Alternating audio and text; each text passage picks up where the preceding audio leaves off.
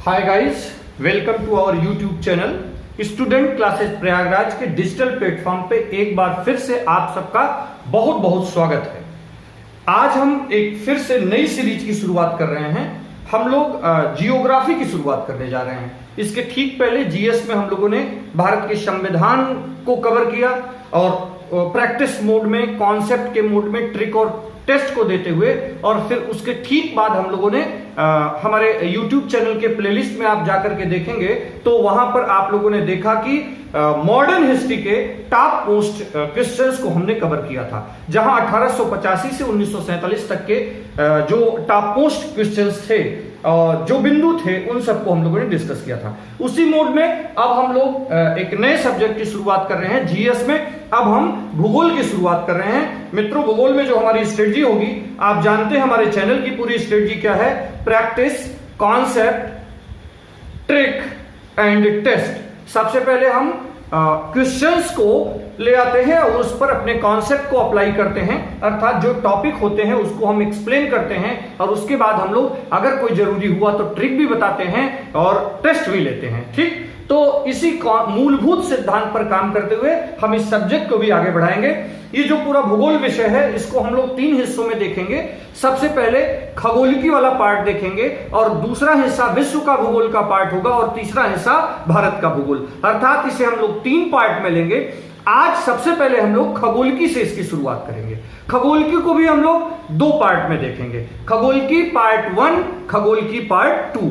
तो स्पेशली आज की क्लास की बात करते हैं। आज की क्लास में जो जो टॉपिक हम कवर करने वाले हैं खगोलिकी में, वो सबसे पहले आप देख रहे हैं कि भौगोलिक ज्ञान एक परिचय, माने इस भौगोलिक ज्ञान का पूरा विकास कैसे हुआ, किस तरह से ओरिजिन होती है, और फिर ये कैसे एक सब्जेक्ट के रूप में स्थापित हुआ, इस पर देखेंगे।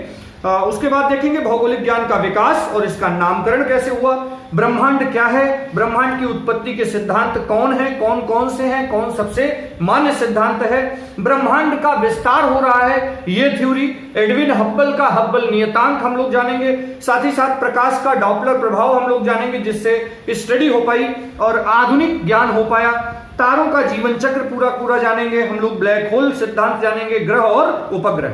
खगोल की पार्ट 2 में हम लोग गैलेक्सीज देखेंगे और पूरा का पूरा सौरमंडल देखेंगे। तो इन 2 पार्ट में हम लोग एस्ट्रोनॉमी। अभी हम लोग शुरुआत कर रहे हैं अपने खगोलिकी के पार्ट 1 की।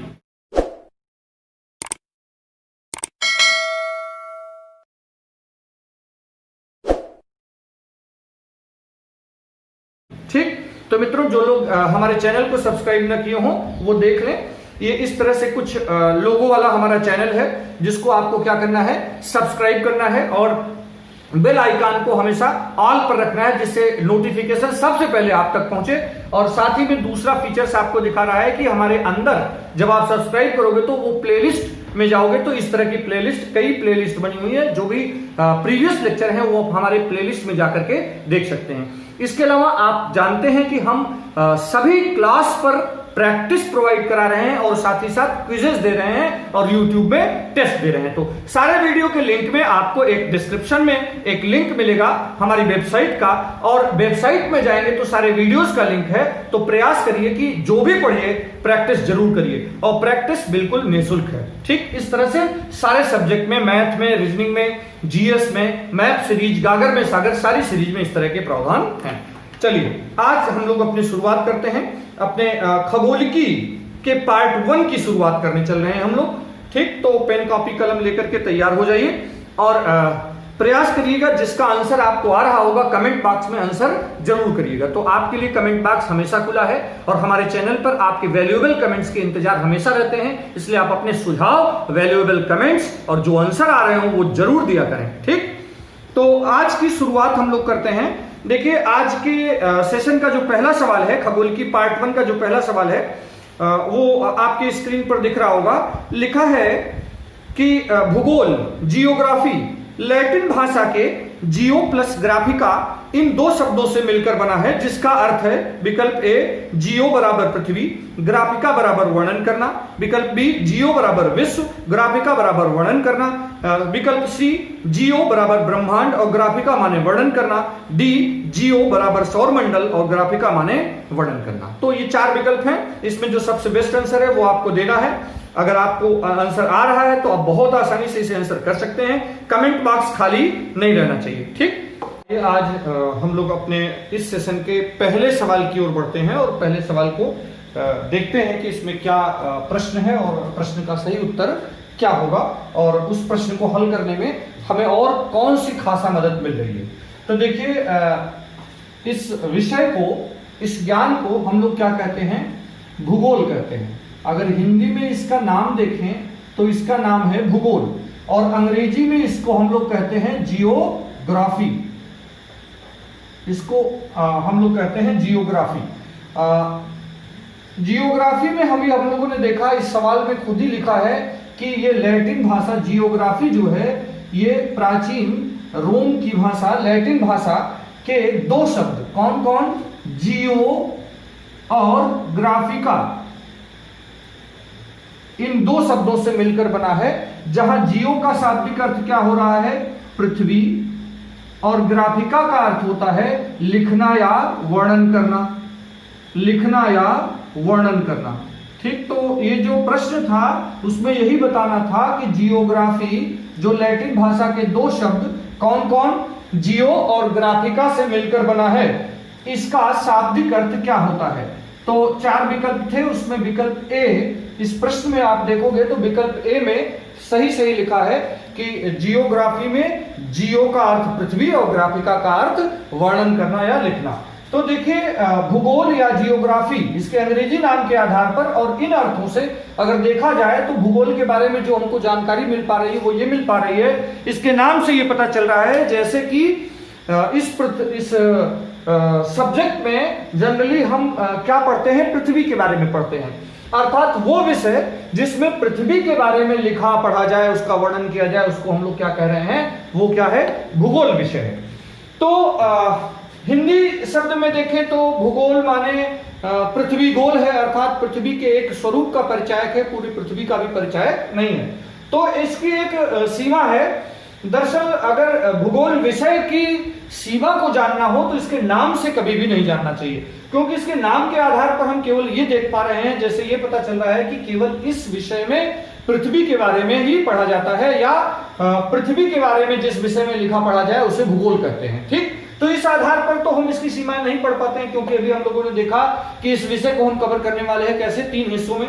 सबसे पहले एस्ट्रोनॉमी, खगोल की पढ़ेंगे, और खगोल की का पार्ट 1 हम लोग पढ़ रहे हैं। पार्ट 2 में दो हिस्सों में इसको कवर करने वाले हैं हम लोग। तो खगोल की पढ़ा जाता है और विश्व का भूगोल और भारत का भूगोल। तो कल्पना करिए, जब विश्व का भूगोल और भारत का भूगोल पढ़ रहे हैं, इसका मतलब हम लोग पृथ्वी पर बात कर रहे हैं। लेकिन खगोल की बात कर रहे हैं तो वो सब खगोलीय पिंड आ जाते हैं, ब्रह्मांड आ जाता है, कॉस्मॉस आ जाता है, यूनिवर्स आ जाता है, गैलेक्सीज आ जाती हैं। सभी गैलेक्सीज की बारे में हम लोग स्टडी करते हैं। तो पूरा ब्रह्मांड का ही अध्ययन एक तरह से इस विषय में हो रहा है। तो अगर इसके नाम के हिसाब से देखेंगे तो इसकी सीमाएं बड़ी सीमित हो जाती हैं। तो इसलिए कभी भी इस विषय को इसके नाम के आधार पर नहीं देखना चाहिए। एक समस्या इस विषय में इसके नाम को लेकर है। लेकिन सवाल इस बात का है कि आखिरकार अगर इसकी सीमाएं इतनी हैं तो भी पूरी सीमाओं का वर्णन नहीं करता है, तब भी इसको भूगोल और जियोग्राफी ही क्यों कहते हैं, अर्थात पृथ्वी केंद्रित नामकरण इसका क्यों है। तो इसके पीछे कारण यह है कि आप जिस भी कॉस्मॉस की बात कर रहे हो, गैलेक्सीज की बात कर रहे हो, पृथ्वी से हट करके अलग पिंडों की बात कर रहे हो, ये सब ज्ञान का विकास हुआ कहां से, और ये सारी बातें ज्ञान की आप कहां से कर रहे हो, तो देखोगे कि ये सब बातें हम लोग कहां से कर रहे हैं? पृथ्वी से ही कर रहे हैं। तो पृथ्वी केंद्रित नाम के पीछे कारण क्या है? पृथ्वी केंद्रित नाम के पीछे मूलभूत कारण यह है कि इस भौगोलिक ज्ञान की संपूर्ण जानकारी जो निकल रही है वो पृथ्वी से निकल रही है। इसीलिए इस विषय के बारे में नाम जो हुआ वो जियोग्राफी या भूगोल हुआ। ठीक मित्रों, तो चलिए हम लोग आगे बढ़ते हैं। ये तो बात हुई भूगोल, जियोग्राफी और किस तरह से लैटिन भाषा के दो शब्द जियो प्लस ग्राफिका से। तो इस पहले प्रश्न का विकल्प ए बिल्कुल सही होगा। चलिए हम लोग बढ़ते हैं अपने आज के सेशन के अगले सवाल की ओर। अगला सवाल लिखा है कि निम्नलिखित में से क्या सही नहीं है। लिखा है 4 विकल्प। हिकैटियस का भूगोल का जनक माना जाता है, विकल्प ए। विकल्प बी में लिखा है भौगोलिक ज्ञान के लिए जियोग्राफिका शब्द का सर्वप्रथम प्रयोग इरेटास्थनीज ने किया था। और फिर विकल्प सी में लिखा है सर्वप्रथम अरस्तु ने कहा था कि पृथ्वी गोल है। और विकल्प डी में लिखा है कि सौरमंडल सिद्धांत का जनक टालमी है। 4 बातें हैं। हम लोगों को ये देखना है कि ये जो प्रश्न है हमारा, इस प्रश्न में कौन सा विकल्प गलत है, अर्थात 3 बातें सही हैं। इन चारों विकल्पों पर हम लोग चर्चा करते हैं और अपने काम की बातें निकालते हैं। ठीक, तो देखिए इस प्रश्न को जो इस प्रश्न का पहला विकल्प है वो क्या कह रहा है? इस प्रश्न का जो पहला विकल्प है वो ये कह रहा है कि हिकैटियस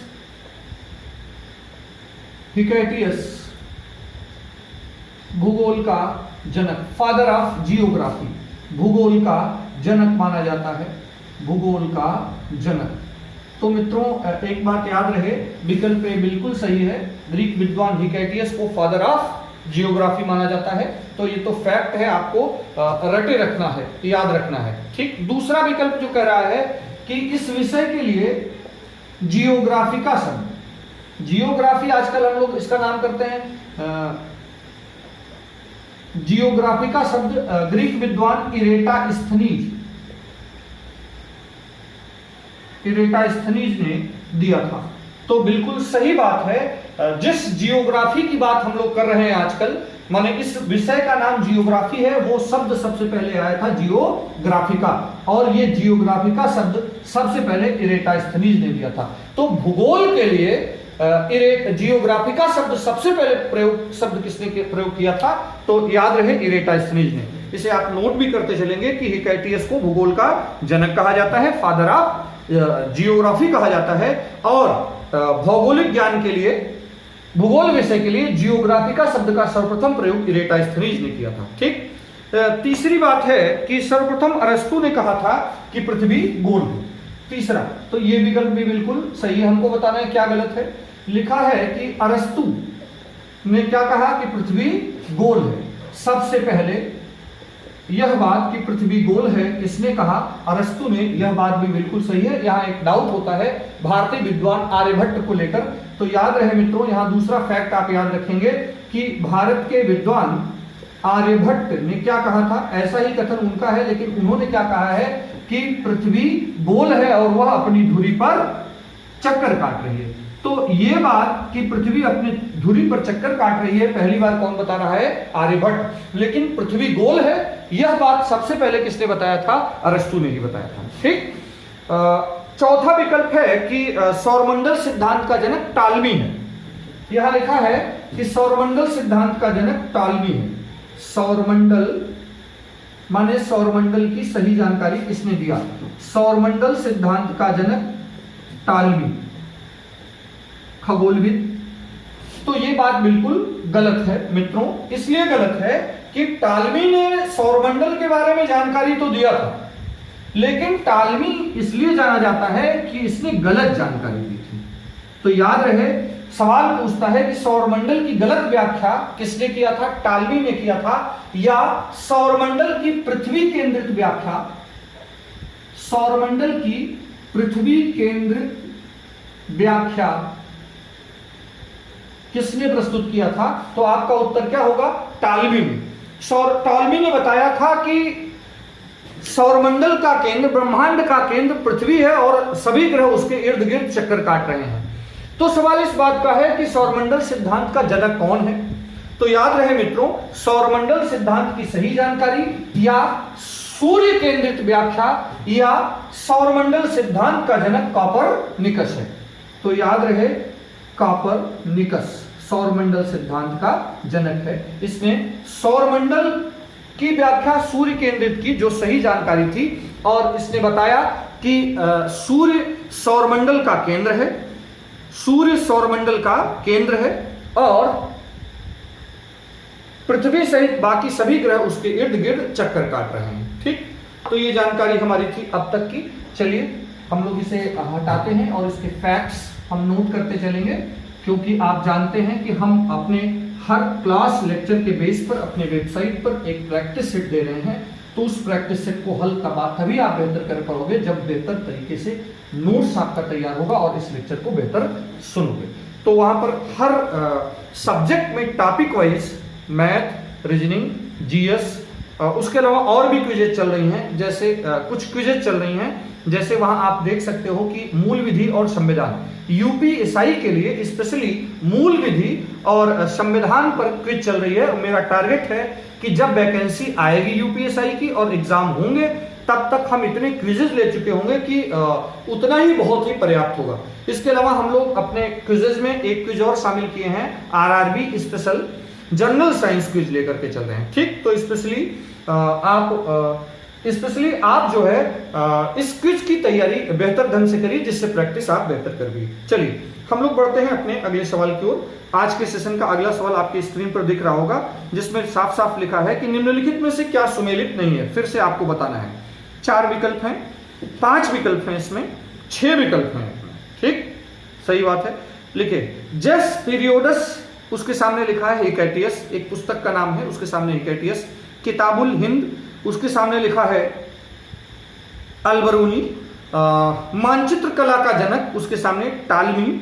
भारत का प्रथम मानचित्र, उसके सामने लिखा है एनविले। और विश्व ग्लोब का निर्माता मार्टिन बेहम। और पेंटोग्राफ के सामने लिखा है प्रकाश तीव्रता मापी यंत्र। ठीक, तो देखिए इन 6 विकल्प आपके सामने हैं। इसमें यह बताना है कि क्या गलत है। तो देखिए बिल्कुल सही बातें लिखी हैं। यहां पर लिखा है जेस पीरियोडस, उसके सामने लिखा है हिकैटियस। जेस पीरियोडस, उसके सामने लिखा है हिकैटियस। तो याद रहे मित्रों, जेस पीरियोडस हिकैटियस की पुस्तक है। अभी पीछे हम लोग पढ़ करके आ रहे हैं कि हिकैटियस को क्या माना जाता है, भूगोल का जनक। तो हिकैटियस से 2 सवाल कॉमन बनते हैं। भूगोल का जनक कौन है, हिकैटियस है, और जेस पीरियोडस इसकी पुस्तक थी। इसके बाद किताबुल हिंद अलबरूनी। किताबुल हिंद भी एक ऐसी पुस्तक है जो ईरानी स्कॉलर द्वारा लिखी गई है, अलबरूनी द्वारा। मध्यकाल में ये लिखी जाती है, 11वीं शताब्दी में ये पुस्तक लिखी गई थी अलबरूनी द्वारा। अलबरूनी जब भारत पर महमूद गजनवी का आक्रमण होता है तब भारत आता है, और उस दौरान भारत यात्रा वृत्तांत में उसने किताबुल हिंद नाम की पुस्तक लिखी, और उसमें भारत के उस तत्कालीन भूगोल के बारे में जानकारी मिलती है। अर्थात भौगोलिक ज्ञान से जुड़ी ये भी पुस्तक है किताबुल हिंद। ठीक, फिर लिखा है मानचित्र कला का जनक, और उसके सामने लिखा है टालमी। तो बिल्कुल सही बात है कि ग्रीक विद्वान टालमी मानचित्र कला का जनक है, क्योंकि वहां से ही मानचित्र, आधुनिक मानचित्र की टेक्निक विकसित होती है। फिर लिखा है भारत का प्रथम मानचित्र एनविले। बिल्कुल सही बात है, भारत का सबसे पहला मानचित्र एनविले ने बनाया था। और विश्व ग्लोब का निर्माता, उसके सामने मार्टिन बेहम। विश्व ग्लोब का निर्माता मार्टिन बेहम, बिल्कुल सही बात है।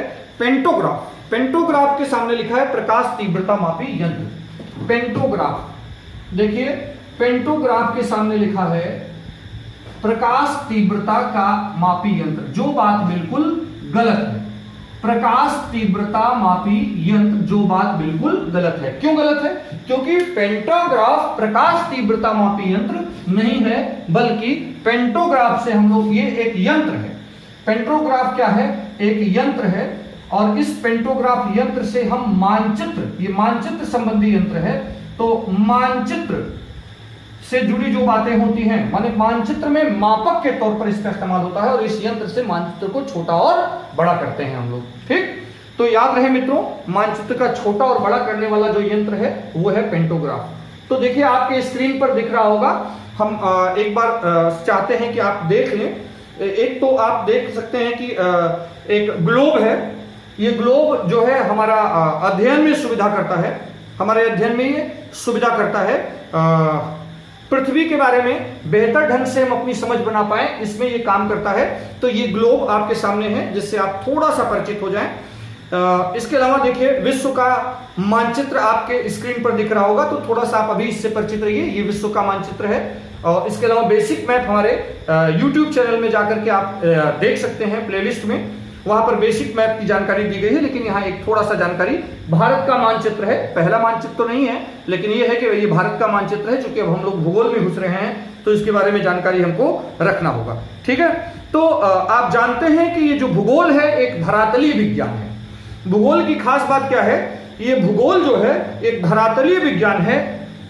देखिए भूगोल को धरातलीय विज्ञान कहते हैं, और ये जो मानचित्र होता है वो भूगोल का यंत्र है। अर्थात बिना मानचित्र के तो भूगोल की स्टडी कंप्लीट हो ही नहीं सकती।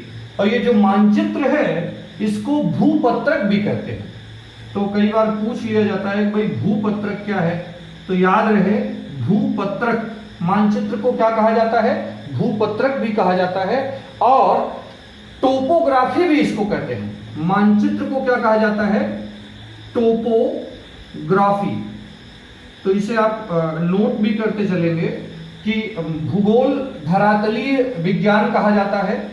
मानचित्र जो है वो भूगोल विषय में यंत्र के तौर पर होता है, माना जाता है कि ये भूगोल विषय का क्या है, एक यंत्र है। और मानचित्र को भूपत्रक भी कहते हैं और टोपोग्राफी, अंग्रेजी में मानचित्र कला को टोपोग्राफी कहते हैं। अगर बात की जाए कि विश्व का सबसे प्राचीनतम मानचित्र, अगर मानचित्र की बात हो रही है तो विश्व का सबसे प्राचीनतम मानचित्र कहां मिला, तो याद रहे मित्रों बेबीलोन की सभ्यता में, बेबीलोन की सभ्यता में। तो विश्व का सबसे प्राचीनतम मानचित्र जो पाया गया वो बेबीलोन की सभ्यता से, लेकिन उसको किसने बनाया इन सब के बारे में कोई जानकारी नहीं है। बात की जाए कि मानचित्र कला का जनक कौन है, तो पीछे सवाल में हम लोग पढ़ के आए हैं, याद रहे मानचित्र कला का जनक विश्व में किसे माना जाता है, मानचित्र कला का जनक, मानचित्र कला का जनक अभी पीछे हम लोग पढ़ के रहे टालमी को, ठीक है। साथ ही साथ विश्व का प्रथम मानचित्र, एक सवाल ये भी बनता है कि विश्व का प्रथम मानचित्र, तो देखिए हम लोग मेजर सवाल के दम पर हम बहुत से ऐसे छोटे मोटे एग्जाम के सवाल भी कवर कर रहे हैं और उस टॉपिक पर जो सवाल बन सकते हैं उन सबको डिस्कस करने का प्रयास कर रहे हैं। विश्व का सबसे पहला मानचित्र अगर आप देखोगे तो एनेक्सीमेंडर, ये किसको श्रेय जाता है, एनेक्सीमेंडर को। तो याद रहे विश्व का सबसे पहला मानचित्र एनेक्सीमेंडर ने बनाया था। और भारत के मानचित्र की बात करोगे तो पीछे हम लोग पढ़ के आ रहे हैं, भारत का पहला मानचित्र बनाया था किसने, एनविले ने, ठीक, एनविले ने। और अगर बात किया जाए कि ग्लोब का निर्माता कौन है, तो वो मार्टिन बेहम है। विश्व में सर्वप्रथम ग्लोब किसने बनाया था, तो याद रहे मार्टिन बेहम, ठीक। तो आप कई बातें एक साथ कवर कर रहे हैं। आप सबसे पहले याद रखेंगे भूगोल को धरातलीय विज्ञान कहा जाता है, मानचित्र को भूगोल विषय का यंत्र कहा जाता है, मानचित्र को भूपत्रक भी कहते हैं और टोपोग्राफी अंग्रेजी में कहा जाता है। मानचित्र कला का जनक टालमी है। प्राचीनतम मानचित्र विश्व का कहां से प्राप्त होता है, विश्व में सबसे प्राचीनतम मानचित्र जो प्राप्त हुआ वो बेबीलोन की सभ्यता से प्राप्त हुआ। ग्लोब का निर्माता मार्टिन बेहम है और विश्व का प्रथम मानचित्र एनेक्सीमेंडर ने, और विश्व का पहला मानचित्र, भारत का पहला मानचित्र एनविले ने तैयार किया था, ठीक है मित्रों। तो देखिए हम लोग इस सवाल के दम पर पेंटोग्राफ को जाने और टोपोग्राफी को जाने। इसके अलावा हम लोगों ने जाना क्या कि मानचित्र कला का जनक कौन है, सबसे पहला मानचित्र कहां से प्राप्त हुआ, और विश्व का पहला मानचित्र कहां से प्राप्त हुआ, किसने बनाया, और भारत का पहला मानचित्र किसने बनाया। इतने सारे सवालों को हम लोग इस प्रश्न के माध्यम से कवर कर रहे हैं, ठीक। तो मित्रों याद रहे जो वेबसाइट का लिंक आपको मिलेगा इस प्रत्येक वीडियो के डिस्क्रिप्शन बॉक्स में, वहां आपको एक प्रैक्टिस सेट मिलेगा। तो वो सारे के सारे प्रैक्टिस सेट किसी न किसी एग्जाम बेस पर आधारित होंगे, माने किसी न किसी हमारे वीडियो पर आधारित हैं। तो आप, हमें अपेक्षा है कि ऐसा चलेंगे जिससे आप लगातार प्रैक्टिस करते रहें, ठीक। अगला सवाल देखिए आपके स्क्रीन पर होगा आज के सेशन का, जिसमें लिखा है कि जॉर्ज लेमेंतेर द्वारा प्रतिपादित ब्रह्मांड की उत्पत्ति से संबंधित सर्वमान्य सिद्धांत बिग बैंग सिद्धांत को विस्तृत रूप से किसने प्रस्तुत किया। 4 विकल्प हैं आपके पास। 4 विकल्पों में लिखा है Robert Wegener, Stephen Hawking, Edwin Hubble, Copernicus. ये 4 विकल्प हैं और इन 4 विकल्पों के बिहाफ पर आपको आंसर करना है, ठीक। चलिए हम लोग बात करते हैं। बात आ गई किसकी, कॉस्मॉस की। चलिए ये सवाल 4 विकल्पों के साथ आपके सामने है। रही बात इस विकल्प की, इस प्रश्न के उत्तर की, तो इस प्रश्न का उत्तर हम खोजें उसके पहले थोड़ा सा कुछ बेसिक जान जाएं। सबसे पहले तो आप याद रखिएगा कि ब्रह्मांड, ब्रह्मांड, ब्रह्मांड को हम लोग कॉस्मॉस भी कहते हैं, इसे यूनिवर्स, यूनिवर्स अंग्रेजी में क्या कहा जाता है, यूनिवर्स कहा जाता है। तो ब्रह्मांड को कॉस्मॉस, यूनिवर्स भी कहते हैं। तो सवाल इस बात का है कि आखिरकार ब्रह्मांड कहते ही किसको हैं। सबसे पहली बात तो मित्रों याद रहे कि इस संपूर्ण, जहां तक आपकी बुद्धि, विवेक, इंसानी क्षमता जहां तक पहुंच सकती है, उसमें सबसे सूक्ष्मतम अणु, जितना भी सूक्ष्म अणु की कल्पना आप कर सकते हो, और इन विशाल आकाश गंगाओं के सम्मिलित स्वरूप को ही हम लोग क्या कहते हैं, यूनिवर्स कहते हैं। तो इसमें क्या शामिल है, एक तो जितना भी सूक्ष्मतम अणु की कल्पना आप कर सकते हो, और साथ ही साथ जितनी भी विशाल चीज की कल्पना, और इस ब्रह्मांड में विशाल तो गैलेक्सीज हैं, उन सब का सम्मिलित रूप ही क्या कहलाता है, सम्मिलित रूप ही ब्रह्मांड है। ठीक, तो कॉस्मॉस, यूनिवर्स, ब्रह्मांड की जो स्टडी हम लोग करते हैं विज्ञान की किस शाखा में, एक बात तो याद रहे, कॉस्मोलॉजी। क्या कहा जाता है, ब्रह्मांड का अध्ययन हम लोग कॉस्मोलॉजी के अंतर्गत करते हैं। ठीक, अब सवाल इस बात का है कि ब्रह्मांड का जो स्वरूप आज दिख रहा है, क्या ऐसा शुरू से था? तो इस प्रश्न के उत्तर में बहुत से विद्वानों के अपने अपने उत्तर हैं। उसमें ब्रह्मांड की उत्पत्ति के कुछ प्रमुख सिद्धांत हैं जिसको यहां देखना होगा। ब्रह्मांड की उत्पत्ति से संबंधित सिद्धांतों की बात करें तो ब्रह्मांड की उत्पत्ति के सिद्धांत अगर हुए, इसका मतलब है कि ब्रह्मांड की उत्पत्ति हुई है। ब्रह्मांड जैसा आज है वैसा नहीं था। ब्रह्मांड की उत्पत्ति के कुछ प्रमुख सिद्धांत हैं। एक तो है महाविस्फोट सिद्धांत या बिग बैंग थ्योरी, जिसकी चर्चा इस सवाल में अभी मिली है, बिग बैंग थ्योरी। और दूसरा है सतत सृष्टि सिद्धांत, सतत सृष्टि सिद्धांत। और तीसरा है दोलन सिद्धांत। तो ये कुछ महत्वपूर्ण सिद्धांत हैं। दोलन सिद्धांत, बिग बैंग थ्योरी की बात करें तो इसका प्रतिपादन किया था जॉर्ज लेमेंटेयर ने, जॉर्ज लेमेंटेयर ने। तो याद रखेंगे आप, बिग बैंग थ्योरी सिद्धांत के जनक कौन थे, प्रतिपादक कौन थे, George Lemaitre. Thomas Gold, Thomas Gold, और इनके साथ हरमन बांडी। तो दो नाम यहां याद रखेंगे, हरमन बांडी। सतत ब्रह्मांड की उत्पत्ति के सतत सृष्टि सिद्धांत के जनक थॉमस गोल्ड और हरमन बांडी थे। और दोलन सिद्धांत के जनक डॉक्टर एलन संडेजा को माना जाता है, डॉक्टर एलन संजेगा को माना जाता है। ठीक, तो ये कुछ प्रमुख सिद्धांत हैं, लेकिन इसमें सबसे खास सिद्धांत जो है वो है बिग बैंग थ्योरी। किसकी वाली, जॉर्ज लेमेंटेयर वाली। ठीक, अभी पीछे हम लोग सिद्धांत में देखा कि जो सवाल है उसमें पूछा गया है कि बिग बैंग थ्योरी जिसका प्रतिपादन जॉर्ज लेमेंटेयर ने किया था, उसकी व्याख्या किसने की थी। तो मित्रों याद रहे 1894 से 96 के बीच बिग बैंग थ्योरी का प्रतिपादन 1894 से 96 के बीच किसने किया था, जॉर्ज लेमेंटेयर ने किया था। लेकिन इसकी बहुत अपने जमाने में ही स्पष्ट व्याख्या नहीं कर पाए थे। इसकी स्पष्ट व्याख्या आगे चल करके 1967 में, कब, 1967 में, 1967 में रॉबर्ट वेगनर ने किया था। ठीक, तो देखिए सवाल क्या था कि बिग बैंग थ्योरी के सिद्धांत की वास्तव में व्याख्या किसने दिया, 1967 में रॉबर्ट वेगनर ने दिया। किसने दिया था, रॉबर्ट वेगनर ने दिया था। तो इसका मतलब ये जो प्रश्न था उसका विकल्प ए बिल्कुल सही है। खैर, हम लोग बात करते हैं बिग बैंग थ्योरी की। बिग बैंग थ्योरी की खास बात क्या है, कई सिद्धांत, लेकिन ये सब विफल रहे। आज की तारीख में सर्वमान्य सिद्धांत, ब्रह्मांड की उत्पत्ति का केवल बिग बैंग थ्योरी नहीं कहा जाता इसे, ये ब्रह्मांड की उत्पत्ति का सर्वमान्य सिद्धांत है, महाविस्फोट सिद्धांत है। ये ब्रह्मांड की वर्तमान संरचना का कारण ये क्या मानते हैं, एक महाविस्फोट हुआ। ठीक, उस पे आधार पर इन्होंने अपनी व्याख्या की है। तो बिग बैंग थ्योरी की बात हम लोग करते हैं। बिग बैंग थ्योरी की क्या खास बात है?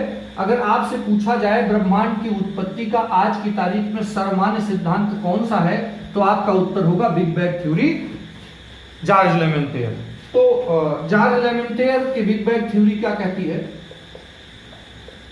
जॉर्ज लेमेंटेयर की बिग बैंग थ्योरी कहती है कि ब्रह्मांड की उत्पत्ति एक महाविस्फोट से हुई,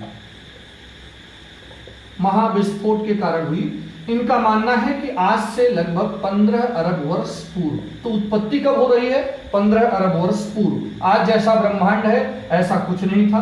15 अरब वर्ष पूर्व संपूर्ण ब्रह्मांड एक सघन पिंड था, माने सब कुछ क्या था? एक साथ था। संपूर्ण ब्रह्मांड एक सघन पिंड था और उस सघन पिंड में जो एकदम लास्ट टाइम पीरियड था, माने जब विस्फोट से ठीक वो टाइम पॉइंट जब अंतिम समय, जब पूरा ब्रह्मांड एक सघन पिंड रहा होगा, उसके ठीक बाद क्या हो जा रहा है? विस्फोट। उस समय ये बता रहे हैं कि अपरिमित ताप उस सघन पिंड में क्या हो गया था? अपरिमित, बड़ी असीम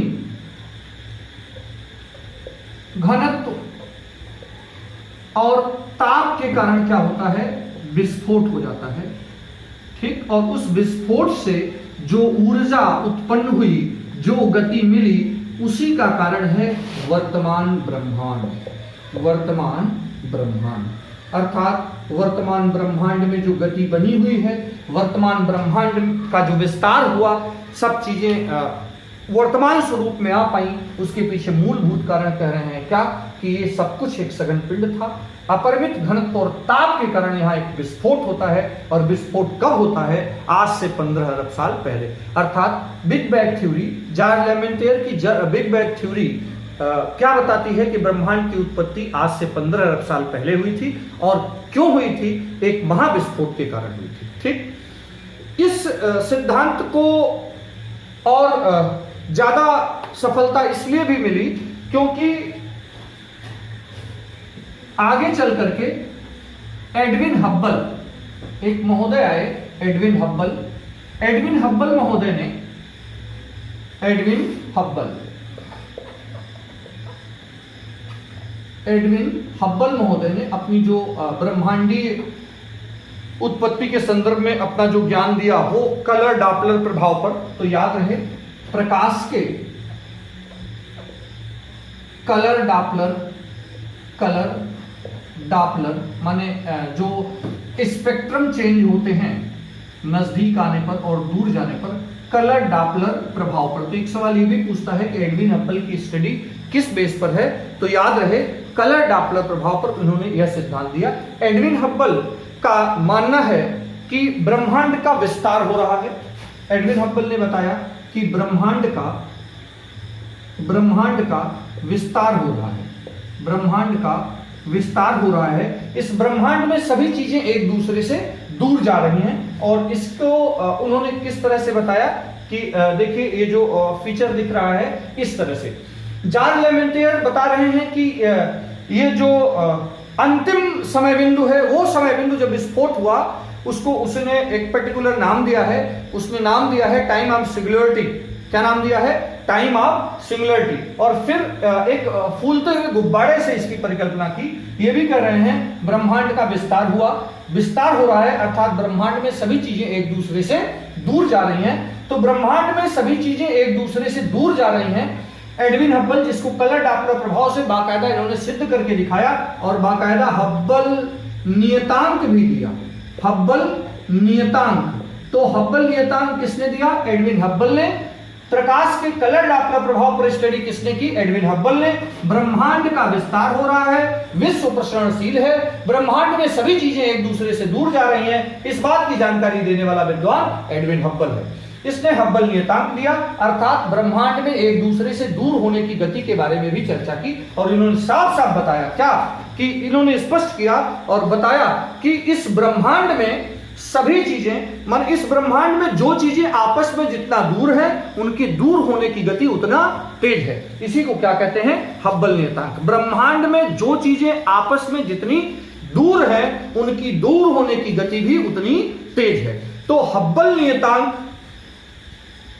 को अगर हम देखें और एडविन हब्बल के ब्रह्मांड के विस्तार को देखें तो इनके समय के बैक में चलते हैं। ये कह रहे हैं आज कोई चीज इतनी दूर है, कल इतनी दूर हो जाएगी और इतनी दूर, सब चीजें आपस में दूर जा रही हैं। तो हम समय के बैक में चलते हैं। अगर इनकी थ्योरी फुल प्रूफ है साइंस में तो देखिए बैक चल रहे हैं, बैक चल रहे हैं, बैक चल रहे हैं, तो जॉर्ज लेमेंटेयर बिल्कुल सिद्ध हो जा रहे हैं। अगर एडविन हब्बल को उल्टा करके देखा जाए तो ये खुद ये बात कह रहे हैं कि एक समय ऐसा था जब कुछ सब कुछ एक साथ एक सघन पिंड में था। तो यही कारण है कि समय के साथ जो विज्ञान आगे बढ़ा और वर्तमान में विज्ञान जहां पर है, एस्ट्रोनॉमी जहां पर है, वहां पर अगर देखेंगे तो बिग बैंग थ्योरी अब तक बिल्कुल फिट बैठती है। यही कारण है कि बिग बैंग थ्योरी को वर्तमान में सब सर्वमान्य सिद्धांत माना जाता है। इसके ठीक पहले की थ्योरियां उतनी फिट नहीं हुई। तो बिग बैंग थ्योरी में जो जॉर्ज लेमेंटेयर ने बताया था उनके अनुसार वो टाइम ऑफ सिंगुलरिटी पर क्या होता है, अपरिमित घनत्व और अपरिमित ताप के कारण एक विस्फोट होता है और विस्फोट से मूल कण और प्रतिकण बनते हैं और फिर समय के साथ परमाणुओं का निर्माण होता है और फिर धीरे धीरे ये सघन पिंड, ग्रह, नक्षत्र, इन सब का निर्माण हुआ। और अगर बात करें यहीं पर कि ब्रह्मांड में सर्वाधिक मात्रा में क्या है, अगर यहां बात किया जाए हब्बल नियतांक, एडविन हब्बल के विश्व प्रसार सिद्धांत की बात करें, बिग बैंग थ्योरी, और बात किया जाए कि ब्रह्मांड में सर्वाधिक मात्रा में क्या है, तो उत्तर होगा आपका क्या। अगर बात किया जाए ब्रह्मांड में सर्वाधिक मात्रा में क्या है तो आपका उत्तर क्या होगा, आपका उत्तर होगा हाइड्रोजन और हीलियम। तो याद रहे मित्रों, हाइड्रोजन और हीलियम। एक सवाल बड़ा अक्सर बनता रहता है कि ब्रह्मांड में सर्वाधिक मात्रा में क्या है, आगे और सवालों में हम लोग देखेंगे, लेकिन हाइड्रोजन और हीलियम। ठीक, ये बिग बैंग थ्योरी जो है वो और आगे प्रूफ हो रही है, इसलिए कि एक तो अब वर्तमान साइंस में फिट बैठ रही है अब तक के ज्ञान में। उसके अलावा 2007 में नीदरलैंड में भौतिक शास्त्रियों का एक सम्मेलन होता है जिसमें डार्क मैटर और डार्क एनर्जी पर कुछ शोध पत्र पढ़े गए, जहां ये बात तय हुआ कि ब्रह्मांड का 96% भाग, ब्रह्मांड का 96% भाग क्या है, डार्क मैटर और डार्क एनर्जी। क्या नाम दिया, डार्क मैटर और डार्क एनर्जी। अर्थात डार्क मैटर और डार्क एनर्जी में ये वो हिस्सा है जिसको हम लोग, जिसके बारे में हमको कुछ ज्ञात नहीं है। तो इस आधार पर यह देखा गया, तय किया जा सकता है कि वर्तमान में हम केवल जितना भी ब्रह्मांड जानते हैं वो ब्रह्मांड का केवल 4% है। तो नीदरलैंड में 2007 में जो शोध पत्र पढ़े गए वहां पर तय हुआ डार्क मैटर और डार्क एनर्जी, अर्थात ब्रह्मांड का वो हिस्सा जो अंधेरा है, जहां कुछ दिखता नहीं है, उसको डार्क मैटर और डार्क एनर्जी नाम दिया और कहा गया कि ब्रह्मांड का वो 96% हिस्सा है, अर्थात ज्ञात ब्रह्मांड केवल ब्रह्मांड का 4% है। ठीक, जिसके बारे में हम लोग कुछ नहीं जानते हैं, ये हिस्सा, और जिसके बारे में हम लोग जानते हैं। साथ ही साथ बिग बैंग थ्योरी जो हमारी है उसके बारे में एक CERN, याद रखेंगे, इसे नोट कर लेंगे, CERN, CERN एक भौतिकी की विश्व की सबसे बड़ी प्रयोगशाला जो जिनेवा में है। कहां पे है, जिनेवा में है। विश्व की भौतिकी की सबसे बड़ी प्रयोगशाला जिनेवा में है। The European centre for the nuclear research, the European centre for the nuclear research, CERN जो भौतिकी की सबसे बड़ी विश्व की प्रयोगशाला जिनेवा में है, उसका पूरा नाम है the European centre for the nuclear research. ये भूमिगत है, अर्थात जमीन के नीचे है, विश्व की सबसे बड़ी भौतिकी की प्रयोगशाला है। और इसकी खास बात क्या है, इसको नाम दिया गया LHC, लार्ज हेड्रोन कोलाइडर।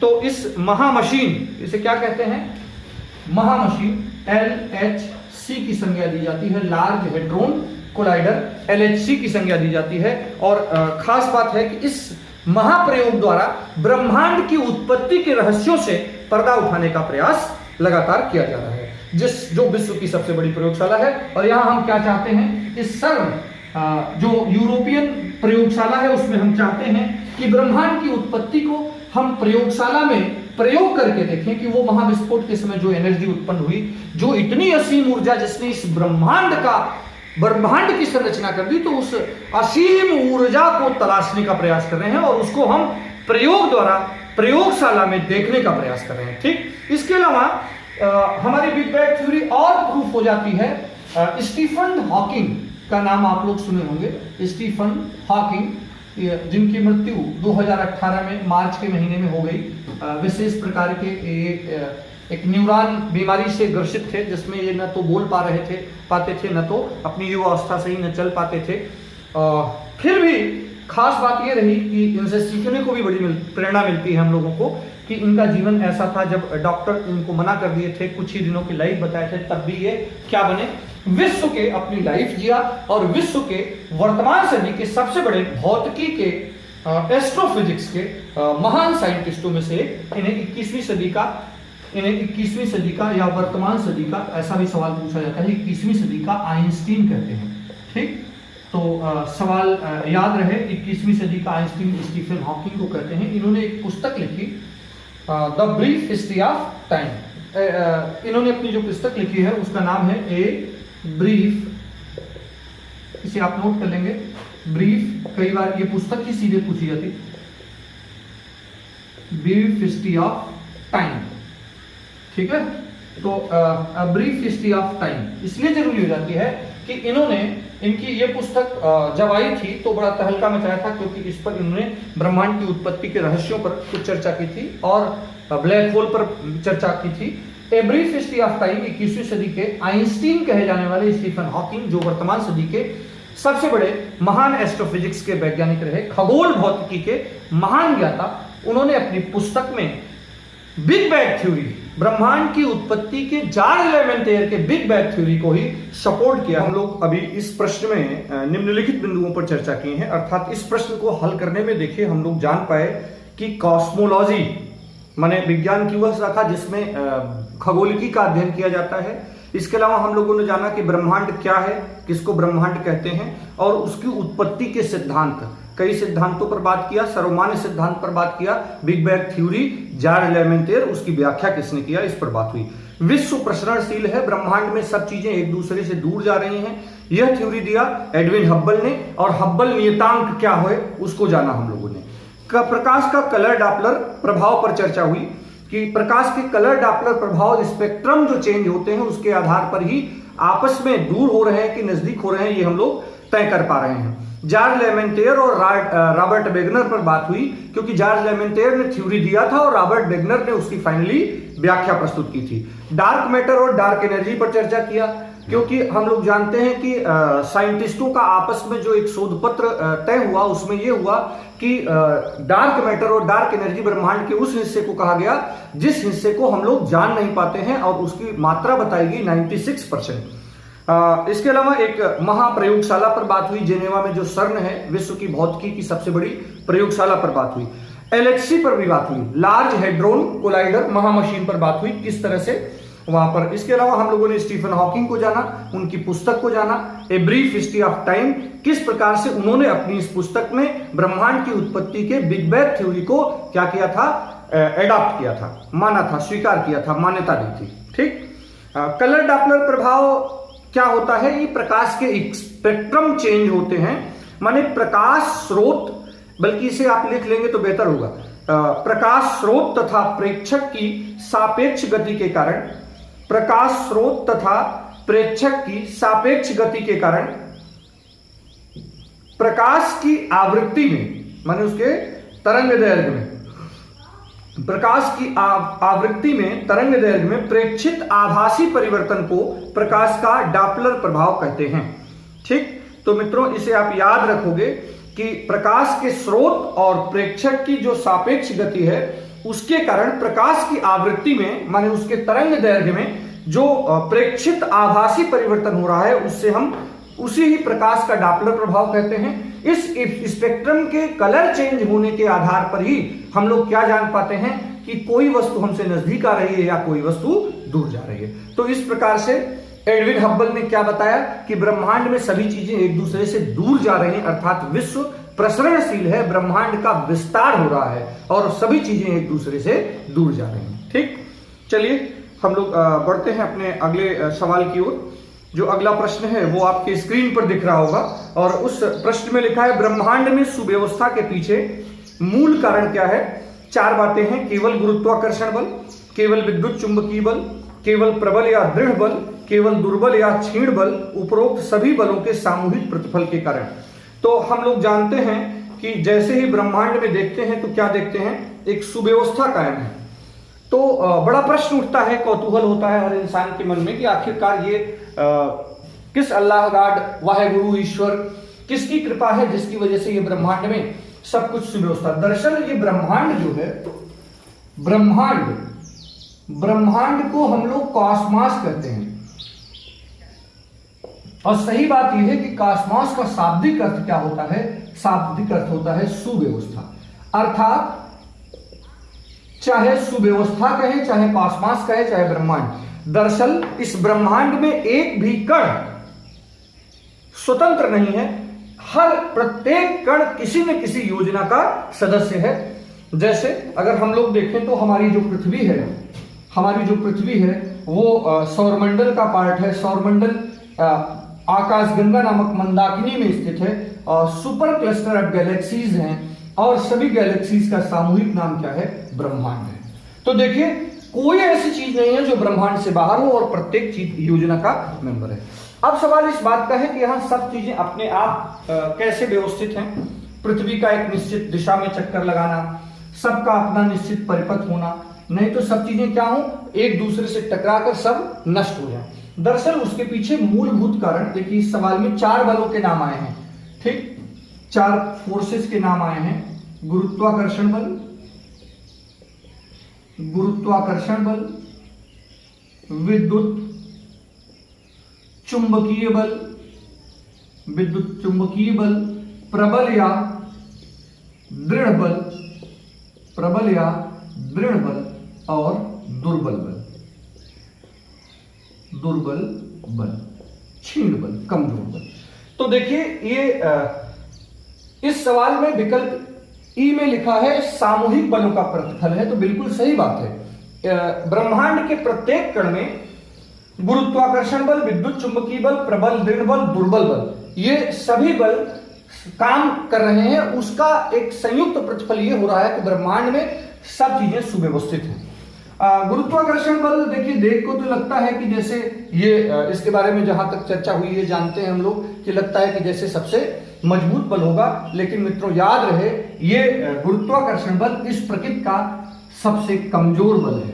इस ब्रह्मांड में कणों में जो सबसे कमजोर बल है, और अच्छा है कि सबसे कमजोर बल है, माने शक्ति में, पावर में सबसे कम बल। लेकिन खास बात है कि सबसे ज्यादा दूरी तक काम कौन कर रहा है, माने सबसे लंबा परास किसका है, गुरुत्वाकर्षण बल का है। प्रत्येक पिंड में गुरुत्वाकर्षण बल माने इसमें क्या होता है, आकर्षण बल होता है, और ये मैक्सिमम दूरी तक, सभी बलों में सबसे ज्यादा दूरी तक, अनंत दूरी तक काम करता है गुरुत्वाकर्षण बल, लेकिन ये सबसे कम शक्तिशाली है, इसलिए उतना प्रभाव नहीं है। तो देखिए अच्छा है, अगर आकर्षण बल सबसे मजबूत होता और सबसे दूरी तक, तो सब कुछ क्या होता, फिर से एक पिंड हो जाता। जैसे अभी पीछे वाले सवाल में हम लोग चर्चा करके आए कि सब कुछ एक सघन पिंड था, तो ब्रह्मांड तो था नहीं। फिर विद्युत चुंबकीय बल की बात करें तो विद्युत चुंबकीय बल जो है इसमें आकर्षण और प्रतिकर्षण दोनों बल होता है। इसमें तो केवल आकर्षण बल था, ये आकर्षित करता है, लेकिन इसमें आकर्षण भी है और प्रतिकर्षण भी है। तो याद रखिएगा, विद्युत चुंबकीय बल में आकर्षण बल भी काम करता है और प्रतिकर्षण बल, दोनों बल काम करते हैं। इसकी खोज 19वीं सदी के आसपास होती है। इसकी खोज जो हुई थी वो 19वीं सदी में हुई थी। मैक्सवेल इस बल में जो बेहतर योगदान दिया, इस बल को गणितीय आधार प्रस्तुत किया, गणितीय अध्ययन प्रस्तुत किया, वो थे कौन, मैक्सवेल। तो यहां याद भी रखिएगा, कई बार ऐसा भी पूछ लेता है, मैक्सवेल याद रखिएगा। विद्युत चुंबकीय बल 19वीं शताब्दी में इसके बारे में खोज हो पाई और मैक्सवेल ने इसको गणितीय आधार प्रस्तुत किया था, और इसमें आकर्षण और प्रतिकर्षण दोनों बल काम करता है। ठीक, रही बात गुरुत्वाकर्षण बल की, तो इसमें केवल आकर्षण बल होता है। तो सबसे पहले गैलीलियो 1564 से 1642 के बीच में गैलीलियो का समय था। गैलीलियो ने बताया था कि मुक्त रूप से गिरते हुए पिंडों का अध्ययन करके उन्होंने जड़त्व का नियम दिया था। सबसे पहले जड़त्व का नियम कौन देता है, गैलीलियो देता है। और किस आधार पर उसने स्टडी किया था कि मुक्त रूप से नीचे गिरते हुए पिंड पर, माने कहीं ना कहीं नीचे गिर रहा है तो आकर्षण की बात थी। इसके आगे चलकर के न्यूटन ने गुरुत्वाकर्षण के लिए एक गणितीय नियम दिया बाकायदा, और बताया कि विशाल पिंडों के गुरुत्वाकर्षण का प्रभाव, न्यूटन ने क्या बताया था कि विशाल पिंडों के गुरुत्वाकर्षण का जो प्रभाव होता है अनंत दूरियों तक रहता है।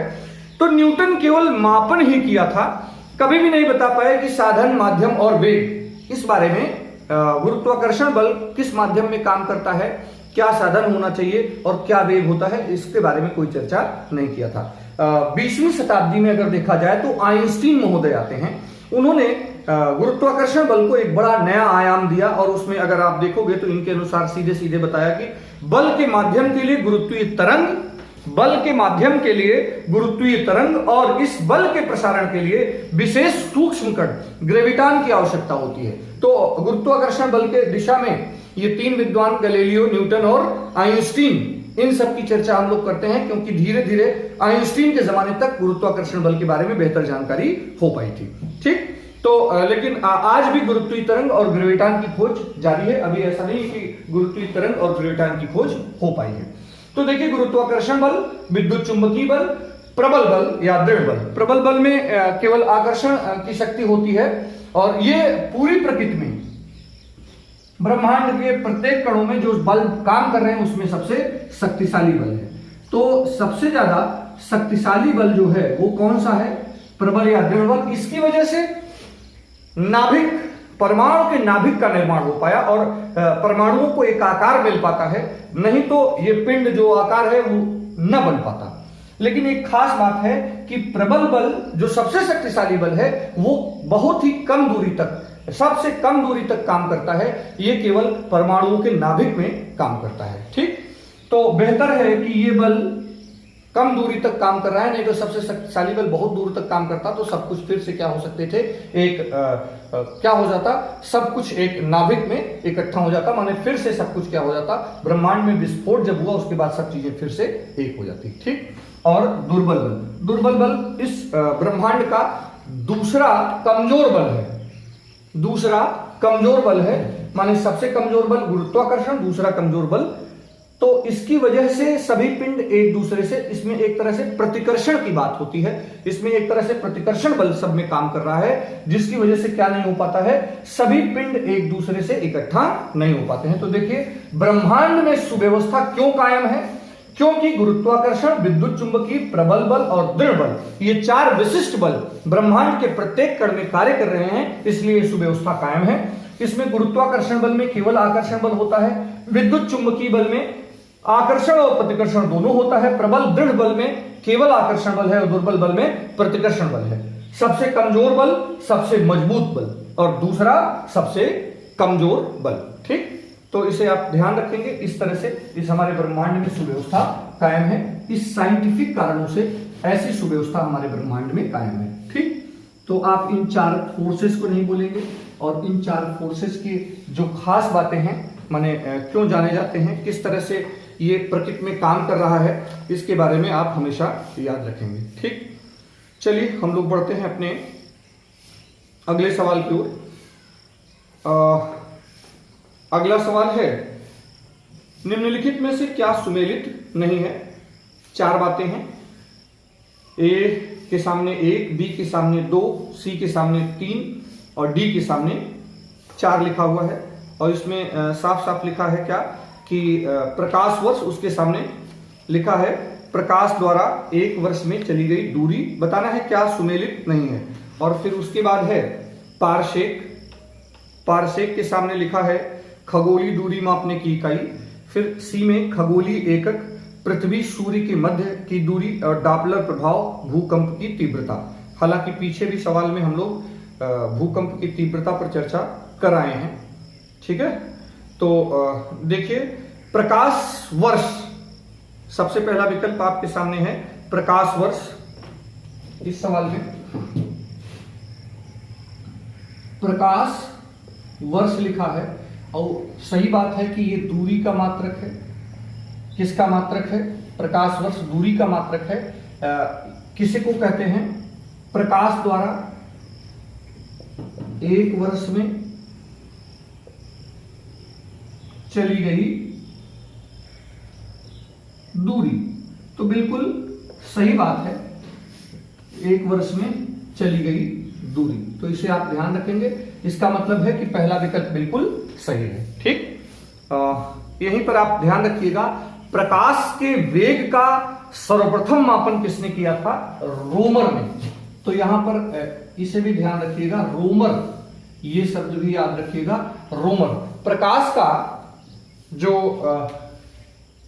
सबसे पहली बार प्रकाश के वेग का मापन किया था वो किसने किया था? रोमर ने किया था। प्रकाश वर्ष दूरी का मात्रक है। प्रकाश की गति लगभग 3 लाख किलोमीटर प्रति सेकंड होती है।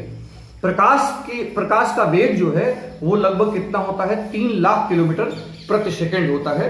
अगर आप बात करेंगे तो ऐसा भी कह सकते हैं कि एक प्रकाश वर्ष बराबर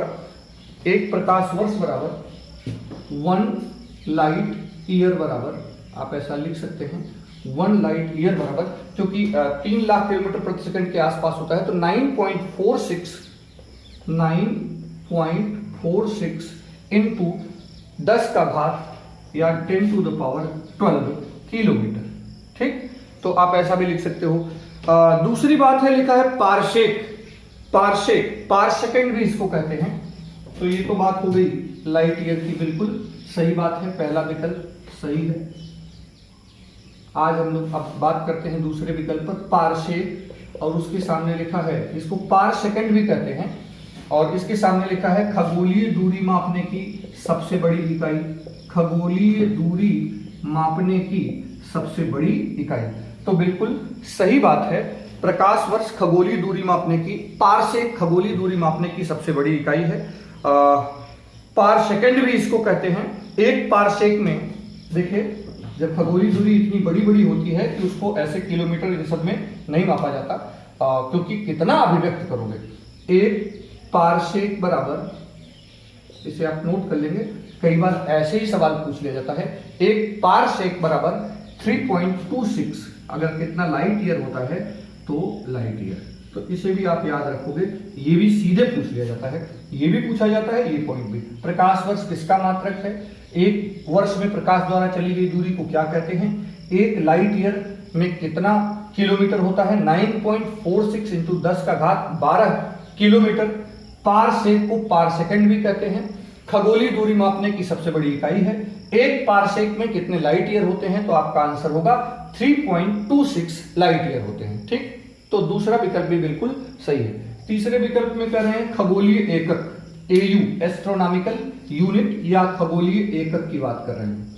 देखिए, खगोलीय एकक, ठीक, इसको एयू भी कहा जाता है शॉर्ट फॉर्म में, एस्ट्रोनॉमिकल यूनिट। एस्ट्रोनॉमिकल यूनिट, खगोलीय एकक। खगोलीय एकक एक ये यूनिट है, किसको कहते हैं? सूर्य और पृथ्वी के बीच जो औसत माध्य दूरी है, सूर्य और पृथ्वी, इन दोनों के बीच की जो औसत माध्य दूरी है, उसको क्या कहा जाता है? एक खगोलीय एकक कहा जाता है। ठीक है, तो आप इसे ध्यान में रखोगे। और जहां बात करेंगे खगोलीय एकक, तो हम जानते हैं कि जनरली 15 करोड़ या 1 एयू बराबर 14.96 करोड़ किलोमीटर, ऐसा भी आप कह सकते हो, क्योंकि सूर्य और पृथ्वी के बीच जो औसत दूरी है वो 14.96 करोड़ किलोमीटर, कहीं 15 करोड़ किलोमीटर, कहीं 14.90 किलोमीटर भी लिखा रहता है। ठीक, तो जनरली जब इसको खगोलीय एकक में कहते हैं एक एयू, तो इसको जनरली ऐसा ही लिखते हैं 0। ठीक, सामान्य बोलचाल में इसको 15 करोड़ किलोमीटर भी कह देते हैं। ठीक है, अब चौथा विकल्प है, तो तीसरा विकल्प भी बिल्कुल सही है। चौथा विकल्प है डॉपलर प्रभाव। डॉपलर प्रभाव के सामने इन्होंने भूकंप की तीव्रता लिखे हैं। तो अभी हम लोग पिछले सवाल में भी पढ़ करके आ रहे हैं कि डॉपलर प्रभाव, प्रकाश का डॉपलर प्रभाव होता है, और इसको इसी के आधार पर स्टडी किया था किसने? एडविन हब्बल ने, और उसी आधार पर सिद्ध करके दिखाया था कि आपस में ब्रह्मांड में सभी चीजें एक दूसरे से दूर जा रही हैं। तो इस बात को जो सिद्ध करके दिखाया था कलर डॉपलर प्रभाव से एडविन हब्बल ने, दरअसल डॉपलर प्रभाव द्वारा हम लोग क्या देख रहे हैं? तारों और गैलेक्सियों के आपस में गति, दूर होने की गति मापी जाती है। अर्थात गैलेक्सीज की स्पीड, तारों की स्पीड हम मापते हैं किसमें? डॉपलर प्रभाव में। यहां ये लिखे हैं भूकंप की तीव्रता, और हम जानते हैं कि भूकंप की तीव्रता मापी यंत्र क्या होता है? रेक्टर पैमाने पर मापा जाता है। और सीस्मोग्राफ एक यंत्र होता है जिस पर हम इसको भूकंप की तीव्रता मापते हैं। तो यहाँ डी विकल्प बिल्कुल, इस प्रश्न में डी विकल्प बिल्कुल गलत होगा और यहाँ पर डॉपलर प्रभाव के सामने होना चाहिए था तारों और गैलेक्सियों की गति मापी जाती है, जबकि ये लिख रखे हैं भूकंप की तीव्रता। तो देखिए इस प्रश्न में हम लोग क्या क्या जान पाए। प्रकाश का वेग सर्वप्रथम किसने मापा था? रोमर ने। प्रकाश वर्ष किसका मात्रक है? दूरी का। फिर हम लोग जान पाए कि प्रकाश द्वारा एक वर्ष में चली गई दूरी को क्या कहते हैं? प्रकाश वर्ष कहते हैं। एक लाइट ईयर में 9.46 into 10 to the power 12 kilometre होता है। पारसेक को पार सेकेंड भी कहते हैं। यह खगोलीय दूरी मापने की सबसे बड़ी इकाई है। एक पारसेक में 3.26 लाइट ईयर होते हैं। खगोलीय एकक एयू या एस्ट्रोनॉमिकल यूनिट सूर्य और पृथ्वी के बीच माध्य दूरी को कहते हैं। एक एयू बराबर 14.90 करोड़ किलोमीटर होता है। और अगला था डॉपलर प्रभाव से हम क्या करते हैं, उसको भी जान पाए। डॉपलर प्रभाव से हम लोग गैलेक्सियों और तारों की गति मापते हैं। और यहीं पर हम लोग ये भी जान पाए कि भूकंप की तीव्रता मापी यंत्र, भूकंप तीव्रता मापी यंत्र क्या होता है, वहां पर हम लोगों ने देखा सीस्मोग्राफ होता है। ठीक, तो चलिए हम लोग बढ़ते हैं अगले सवाल की ओर। इस प्रश्न को मिटाते हैं। सारे सवालों में एक एक सवाल को हम लोगों ने मॉडल सवाल लेकर के हर सब्जेक्ट में, हमारे पढ़ाने का मूड यही है। हम चाहते हैं कि प्रैक्टिस हो, कॉन्सेप्ट आए, उसको अप्लाई करें, सीखें किस प्रकार के सवाल आते हैं, बहुत व्यवहारिक तरीके से आपकी स्टडी हो पाए। आप कॉन्सेप्ट पढ़ने के बाद इस भ्रम में न रहें कि आखिरकार इस पर सवाल कैसे बनते हैं, फिर उन सवालों को हम हल कैसे करते हैं, इस तरह की कोई बात आपके पास ना आने पाए। इसलिए मेरा प्रयास यही है। इसीलिए स्टूडेंट क्लासेस प्रयागराज का थीम है ये, इस केंद्र को, इस थीम को लेकर के चलता है कि practice then concept then trick अगर जरूरी है तो, और साथ ही साथ आपको टेस्ट। तो हमारे वेबसाइट में हर वीडियो के पैरेलल जो टेस्ट लगे हुए हैं, इसी मोड में हम लोग मैथ भी पढ़ा रहे हैं, इसी मोड में गागर में सागर चल रहा है, इसी मोड में मैप सीरीज चल रही है, इसी मोड में जीएस चल रहा है, इसी मोड में इंग्लिश चल रही है, इसी मोड में हिंदी चल रहा है। ठीक, चलिए हम लोग बढ़ते हैं आज के अगले सवाल की ओर। अगला सवाल है ब्लैक होल। अंतरिक्ष में एक पिंड है जो किसी प्रकार के विकिरण को बाहर नहीं जाने देता। इस गुण का कारण है, इसका 4 विकल्प हैं। बहुत छोटा आकार, बहुत बड़ा आकार, बहुत उच्च घनत्व, बहुत अल्प घनत्व। ठीक, तो मित्रों ये प्रश्न है, इस प्रश्न को जाने उसके पहले आप जान लीजिए कि ये जो ब्लैक होल है, इसको कृष्ण वीवर भी कहीं कहीं लिखा रहता है, तो कंफ्यूज मत होइएगा। Black hole Krishna weaver. अगर इसकी खोज की बात करें तो भारतीय मूल के अमेरिकी वैज्ञानिक सुब्रमण्यम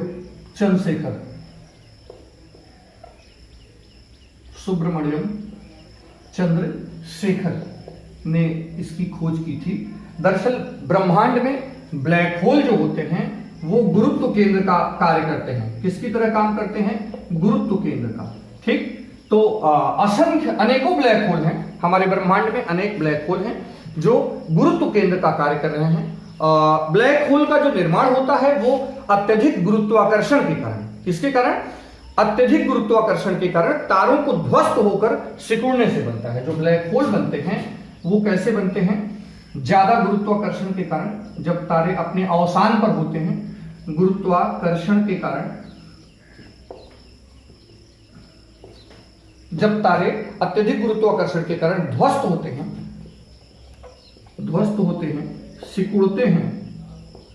सिकुड़ जाते हैं, उससे क्या होता है?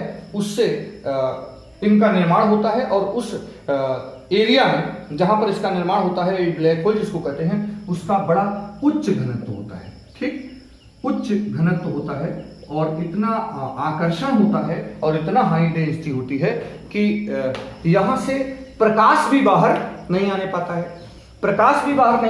है। तो जब प्रकाश भी बाहर नहीं आएगा तो ये कैसा दिखेगा? ब्लैक दिखेगा। इसीलिए इसका नाम ब्लैक होल है। तो इस प्रश्न का उत्तर होगा बहुत उच्च घनत्व के कारण ऐसा होता है। ये ब्रह्मांड में गुरुत्व केंद्र का काम करते हैं। इस कॉन्सेप्ट, इसको खोजा था किसने? सुब्रमण्यम चंद्रशेखर ने, एस चंद्रशेखर ने, जो खगोल भौतिकी के, आधुनिक खगोल भौतिकी के जनक भी माने जाते हैं। आधुनिक खगोल भौतिकी के जनक, इन्हें नोबेल पुरस्कार से भी नवाजा गया था। ठीक, तो कई बार ये भी सवाल में चर्चा आता है, ये भारतीय मूल के अमेरिकी वैज्ञानिक हैं। ठीक, तो देखिए इस वाले प्रश्न में हम लोग क्या जान पाए, ब्लैक होल की खोज किसने की थी, और ब्लैक होल क्या होते हैं, इसमें क्या होता है, उच्च घनत्व होता है, और ब्रह्मांड में गुरुत्व केंद्र का कार्य कौन करते हैं। ठीक, चलिए हम लोग आगे बढ़ते हैं, इस प्रश्न को हटाते हैं। प्रश्न दर प्रश्न हम लोगों का ज्ञान बढ़ता जा रहा है, जो पॉइंट्स निकल कर के आ रहे हैं वो नोट्स में होंगे, तो आप बेहतर प्रैक्टिस करोगे, और प्रैक्टिस में मॉडल क्वेश्चन आपको दिए जाते हैं जो कहीं ना कहीं किसी एग्जाम में पूछे गए होते हैं, या जिस प्रकार के प्रश्न पूछे जाते हैं उसके पैरेलल ही हम लोग सवालों को रखते हैं। अगला सवाल जो आपको दिख रहा है, निम्नलिखित में से बेमेल चुनना है। एक तरफ लिखा है सूर्य, उसके सामने तारा, पृथ्वी, उसके सामने ग्रह, चंद्रमा, उसके सामने उपग्रह, साइरस या डॉग स्टार, उसके सामने क्षुद्र ग्रह। ठीक, तो देखिए इसमें चार बातें हैं, और इसमें आपको बताना है कि भाई इसमें क्या बेमेल है। तो अगर हम लोग इसकी पड़ताल करें तो देखिए क्या देखेंगे, सूर्य के सामने लिखा है तारा, सूर्य के सामने तारा लिखा है, स्टार लिखा है, पृथ्वी के सामने ग्रह लिखा है, प्लेनेट, चंद्रमा के सामने बेमेल खोजना है, चंद्रमा के सामने उपग्रह लिखा है, सैटेलाइट, डॉग स्टार, साइरस के सामने लिख रखा है इन्होंने क्षुद्र ग्रह, स्टेरॉइड्स, क्षुद्र ग्रह लिखा है। तो देखिए हमको इसकी पड़ताल करनी है कि आखिरकार इसमें क्या गलत है। तो सबसे पहले इस सवाल का उत्तर हम ले लेते हैं, साइरस ये गलत है, क्षुद्र ग्रह नहीं होता है, साइरस स्टेरॉइड्स नहीं होते। अभी हम लोग जानेंगे कि तारा किसको कहते हैं। इस प्रश्न के माध्यम से हम स्टार, तारों का संपूर्ण जीवन चक्र, पृथ्वी, ग्रह, प्लेनेट के बारे में जानेंगे, उपग्रह क्या होता है और क्षुद्र ग्रह किसको कहते हैं, इसको हम लोग जानने वाले हैं।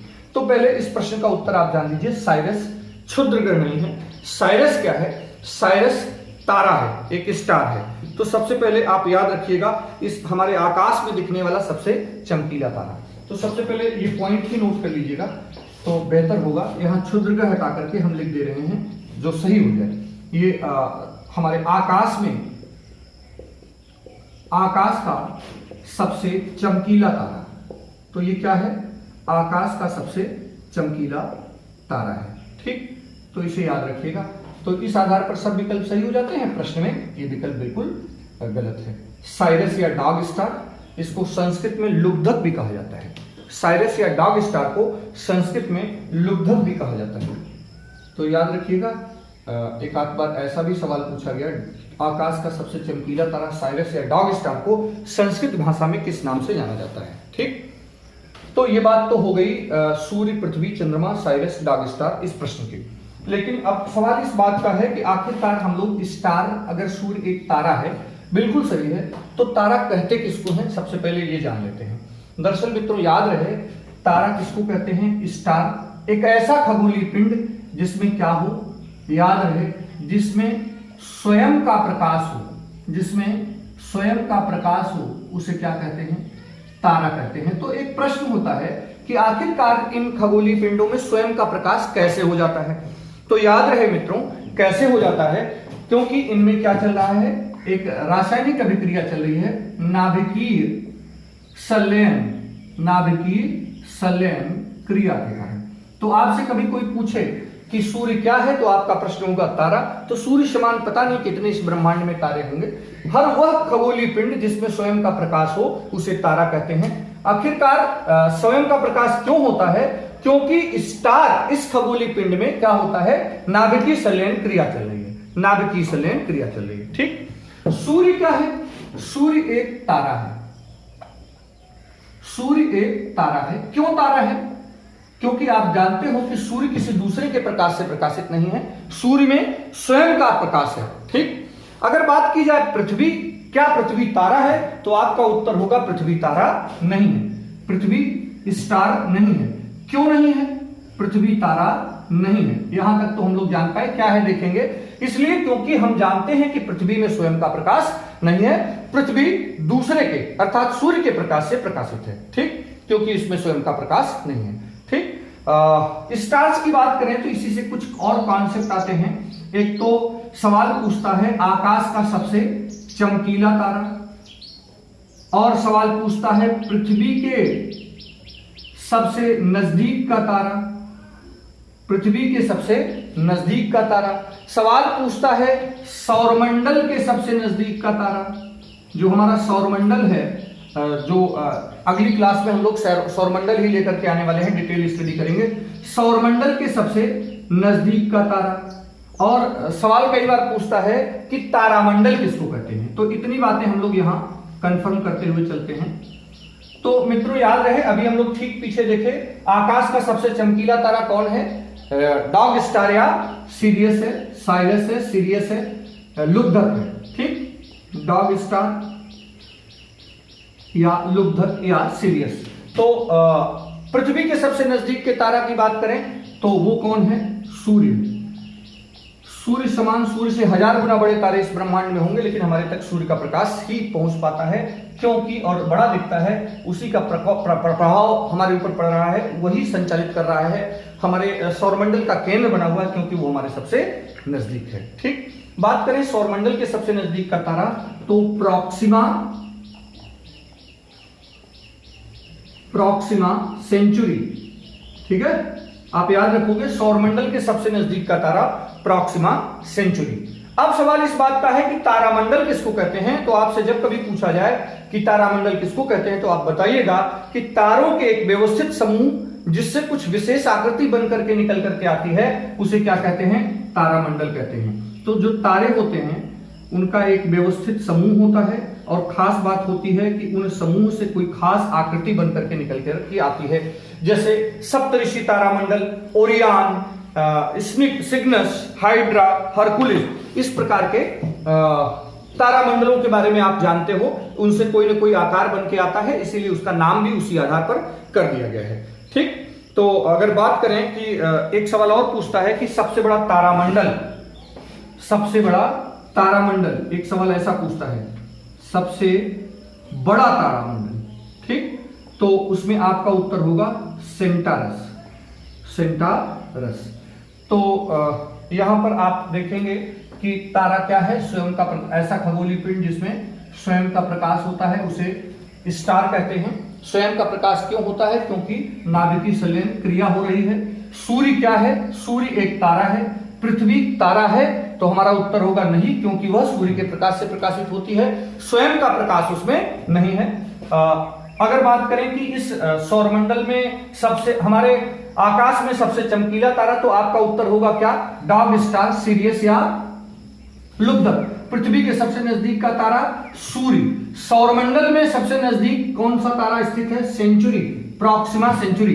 तारामंडल किसको कहते हैं? तारों का एक व्यवस्थित समूह जो किसी आकृति में व्यवस्थित हो, उसको हम लोग तारामंडल कहते हैं। और सबसे बड़ा तारामंडल कौन है? सेंटारस है। तो याद रखेंगे सेंटारस सबसे बड़ा तारामंडल है।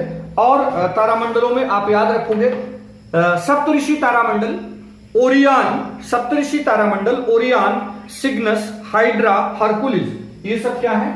ये सब तारामंडल है। तो तारामंडलों में और नाम आप याद रखोगे, जो तारामंडल है उनके नाम याद रखिएगा। सप्तऋषि, सप्तऋषि तारामंडल, Orion, Orion, Cygnus, Cygnus, hydra, hydra, Hercules. ठीक, तो ये सब क्या है? ये सब तारामंडल है। ठीक, तो इन तारामंडलों को आप हमेशा याद रखेंगे। चलिए हम लोग इसी प्रश्न में आगे बढ़ते हैं। तो देखिए हम लोग एक पॉइंट से इतनी बातें जान पाए। तो देखिए किस प्रकार से हम लोग प्रैक्टिस मोड से कॉन्सेप्ट ले आ रहे हैं। स्पेशली हम ये चाहते हैं कि आप इस को बहुत अच्छे से समझें, और समझने के बाद एक एक सवाल को हल करने में, और जब कभी भी आप अपने से भी प्रैक्टिस सेट लगाएं तो इस तरह से, इस मोड में आपको प्रैक्टिस करना चाहिए। दरअसल प्रैक्टिस सेट होते हैं पढ़ाई का जरिया, रास्ता, ये बताते हैं कि हमको किस दिशा में आगे बढ़ना है, पढ़ाई का बहाना देते हैं। ठीक, तो बहुत ही चैतन्य होकर के, बहुत ही सतर्कता से आप पढ़ाई करोगे, तब जाकर के आप, क्योंकि पढ़ाई कंपटीशन फाइट करना टोटली स्ट्रेटजी है। जितनी बेहतर स्ट्रेटजी होगी उतनी आसानी से आप सफलता प्राप्त कर पाओगे। और पढ़ाई तो सब लोग करते हैं, सिलेक्शन बहुत कम लोग पाते हैं। इस बात को जिंदगी में हमेशा याद रखिएगा कि पढ़ाई बहुत लोग करते हैं लेकिन सिलेक्शन क्यों सबका नहीं होता। ठीक, अब स्टार की बात हो रही है तो पहले हम लोग स्टार को ही और अच्छे से बात कर लेते हैं, फिर आगे बढ़ते हैं। अभी हम लोग उपग्रह की भी बात करने वाले हैं और ग्रहों की भी बात करने वाले हैं। हम उपग्रह को भी पहचानेंगे ग्रहों की, क्योंकि अगली क्लास में पूरा काम तारा, ग्रह और उपग्रह पर ही है। ठीक, ये दरअसल जो स्टार्स होते हैं ना ब्रह्मांड में, अगर आप देखेंगे तो तारों का एक निश्चित जीवन चक्र होता है। जो स्टार होते हैं, स्टार का जीवन चक्र होता है। ठीक, लेकिन जैसे ही आप किसी को कह रहे हो कि लाइफ सर्किल होती है तो दो बात तय कर रहे हो, अर्थात इनका निर्माण हो रहा है, जन्म हो रहा है और ये समाप्त हो रहे हैं। क्योंकि जीवन कहते किसको है? जन्म से लेकर मृत्यु तक के समय को ही हम लोग क्या कहते हैं? जीवन चक्र कहते हैं। तो अर्थात जन्म होता है, अर्थात बन रहे हैं और उनकी मृत्यु भी हो रही है। तो तारों की लाइफ सर्किल, तारों का एक निश्चित जीवन चक्र होता है। तारों की लाइफ सर्किल डिपेंड होती है उसके द्रव्यमान पर। तो हमेशा याद रखना, किसके आधार पर? उसके द्रव्यमान पर। वो जो भट्टी चल रही है, नाभिकीय संलयन क्रिया हो रहा है, हाइड्रोजन से हीलियम में कन्वर्जन हो रहा है, वो जब तक रहेगा तब तक ये स्टार बने रहेंगे। तो मित्रों याद रहेगा, तारों का एक निश्चित जीवन चक्र होता है, तारों का जन्म होता है और तारे समाप्त हो रहे हैं इस ब्रह्मांड में। लेकिन उनकी लाइफ सर्किल कितनी बड़ी होगी, कब वो कितने आयु तक रहेंगे, वो डिपेंड करता है उनके द्रव्यमान पर। तो तारों का एक निश्चित जीवन चक्र होता है, बिल्कुल सही बात है। और तारों की आयु किस पर निर्भर है? उनके द्रव्यमान पर। दो बात। ठीक, अगर बात करें कि तारों का औसत तात्विक घनत्व क्या होता है, माने स्पेशली उसमें क्या क्या चीजें पाई जाती हैं, तारों का औसत तात्विक घनत्व की बात करें, तात्विक घनत्व की बात करें तो याद रहे मित्रों, उसमें सबसे ज्यादा माने 70% तक क्या होता है? हाइड्रोजन होता है। तो इसे आप कभी नहीं भूलेंगे।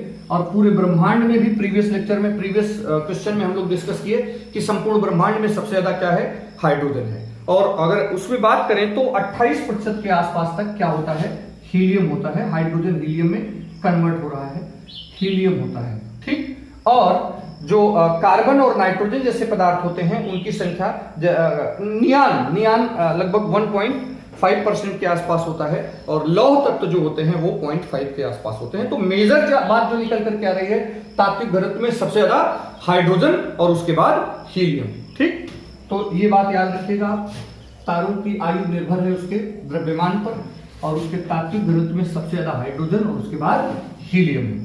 दरअसल अगर बात करें कि तारों का निर्माण, तो देखिए ये फीचर्स पूरे लाइफ सर्किल की बात कर रहा है। इसमें आप देख रहे हैं कि सबसे पहले जो तारों का निर्माण होता है वो गैस क्लाउड, गैस मेघ, गैस के हाइड्रोजन के बादल के इकट्ठा होने से क्या होता है, इनकी शुरुआत होती है। और ये जो गैस मेघ हैं इनको स्टालर नेबुला भी कहा जाता है। क्या कहते हैं? स्टालर नेबुला भी कहते हैं। फिर समय के साथ क्या देख रहे हैं, गुरुत्वाकर्षण के प्रभाव से, चूंकि अंदर गुरुत्वाकर्षण बढ़ता जाता है तो गुरुत्वाकर्षण के प्रभाव से गैसीय पिंड धीरे धीरे क्या होते हैं? सिकुड़ने लगते हैं। तो गैसीय पिंडों के सिकुड़ने से ये आदि तारा के रूप में इनका केंद्र सघन होने लगता है। जब सबसे पहले आप देख रहे हो कि क्या है, सबसे पहले आप देख रहे हो कि ये क्लाउड्स आ रहे हैं और क्लाउड से फिर ये प्रोटोस्टार की ओर, आदि तारा की ओर बढ़ते हैं, क्योंकि धीरे धीरे गुरुत्वाकर्षण बढ़ रहा है। और गुरुत्वाकर्षण बढ़ने से क्या हो रहा है, इनका केंद्र सघन हो रहा है, इनके केंद्र का घनत्व बढ़ रहा है। और जैसे जैसे केंद्र का घनत्व बढ़ रहा है वैसे वैसे क्या हो रहा है, अंदर टेम्परेचर भी बढ़ रहा है। अंदर घनत्व बढ़ने से जो परमाणु घटनाएं होती हैं, नाभिकीय संलयन की क्रियाएं होती है, आपस में परमाणुओं की टकराहट इनकी बढ़ने लगती है। और उससे क्या होता है, ये जब केंद्र सघन होने लगता है तब इसको एम्ब्रियो स्टार या भ्रूण तारा कहते हैं। अभी ये स्टार की पोजीशन में नहीं होता है। और फिर आप देख रहे हो कि आदि तारा का केंद्र और सघन हो जाता है, उससे परमाणुओं की टक्कर बढ़ती चली जाती है और आंतरिक ताप अपरिमित हो जाता है, हाई टेम्परेचर हो जाता है। और उससे क्या होता है, अत्यधिक ताप और अत्यधिक दाब से इसके आंतरिक हिस्सों में, केंद्र में वो जो गैस क्लाउड थे, प्रोटो स्टार बना था, अब स्टार बनने की ओर है। और वहां क्या होता है, वहां पर आप देखोगे कि नाभिकीय संलयन क्रिया शुरू हो जाती है। और नाभिकीय संलयन क्रिया शुरू होते ही वो प्रकाश का पहला पुंज निकला कि स्टार अस्तित्व में आ जाते हैं। ठीक, तारे के अंदर गुरुत्वाकर्षण बल संपीड़न उत्पन्न करता है। स्टार्स में जो गुरुत्वाकर्षण बल है वो क्या उत्पन्न करता है? संपीड़न बल उत्पन्न करता है।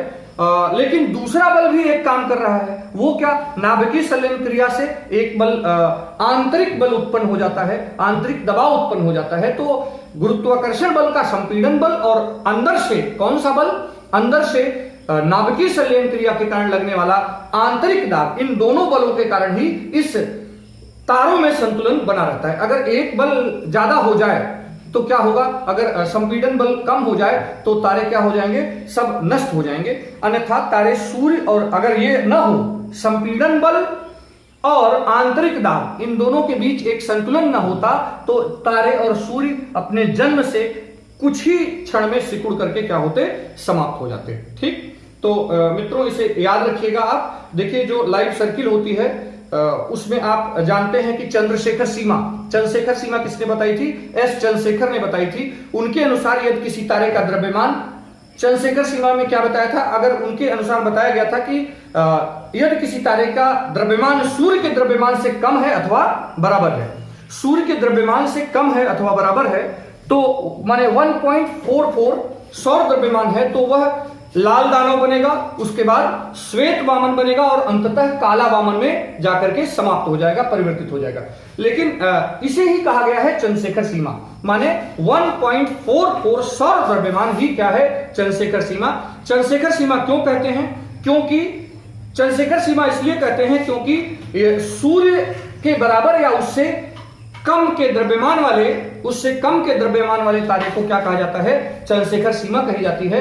और इन्होंने यह बताने का प्रयास किया है कि सूर्य के बराबर अर्थात चंद्रशेखर सीमा में जो पिंड हैं, जो तारे हैं, उनका अंत कैसे होगा और जो चंद्रशेखर सीमा से ऊपर हैं उनका अंत कैसे होगा। तो अगर आप देखोगे तो इनके अनुसार स्टार यदि वो चंद्रशेखर सीमा में है, 1.44 सौर द्रव्यमान में है, सूर्य के समान या उससे कम है, तो वो सबसे पहले तारे से जब अपने अवसान की ओर जाएगा, उसके केंद्र में हाइड्रोजन कम होगा और हीलियम बढ़ता जाएगा, तो उसका केंद्र लाल हो जाएगा, अर्थात वो रेड गेंट लाल दानों में परिवर्तित होगा।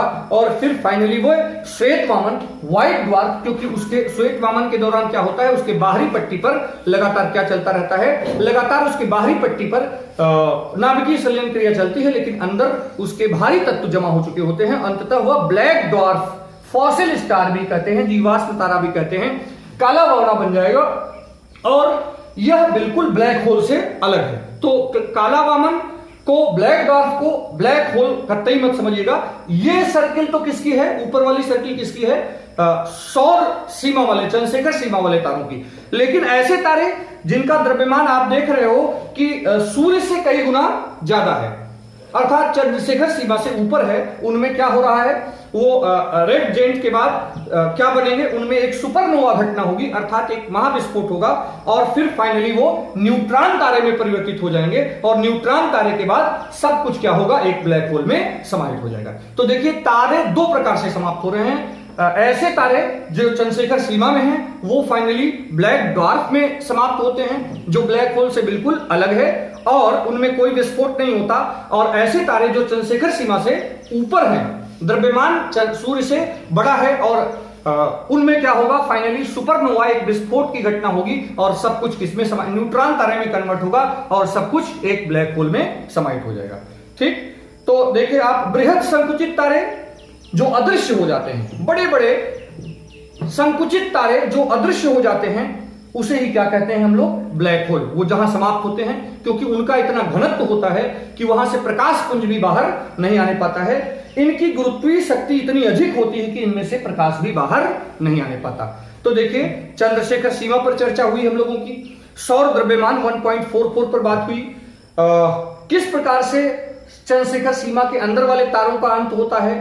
लाल दानव, श्वेत वामन और फाइनली फॉसिल स्टार, काला ब्लैक डॉर्फ या काला बौना में वो समाप्त हो रहे हैं। इस फीचर के माध्यम से आप समझ रहे हैं। देखिए इसमें पूरी एक सर्किल, तारों की लाइफ सर्किल बनी है और वो सारी बातें इसमें दिखाई गई हैं। लेकिन अगर बृहद तारे हैं तो उनमें किस तरह से अंत होता है। ठीक, तो ये तारों के बारे में एक डिटेल जानकारी हमारी थी। इन सारे पॉइंट से सवाल आते हैं, इसे आप याद रखिएगा।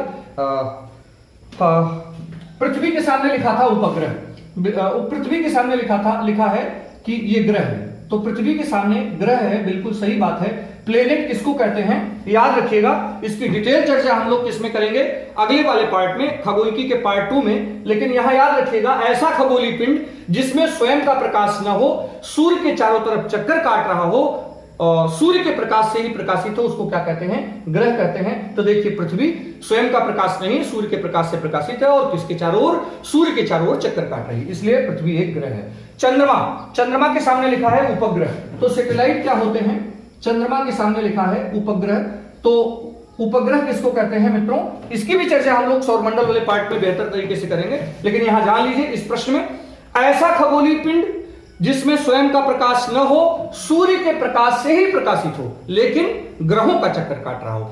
ग्रह सूर्य का चक्कर काटते हैं, उपग्रह पृथ्वी का, ग्रहों का चक्कर काटते हैं, अर्थात सभी ग्रहों के पास क्या होंगे, अपने अपने उपग्रह होंगे। अगर कोई पिंड ग्रह का चक्कर काट रहा है तो वह उस पिंड का सैटेलाइट है, उपग्रह है, और इसके पास भी स्वयं का प्रकाश नहीं होता, प्रकाशित तो ये भी किससे होता है, सूर्य के प्रकाश से ही। ठीक, तो मित्रों इस पार्ट 1 में हम लोग इन बातों पर चर्चा किए।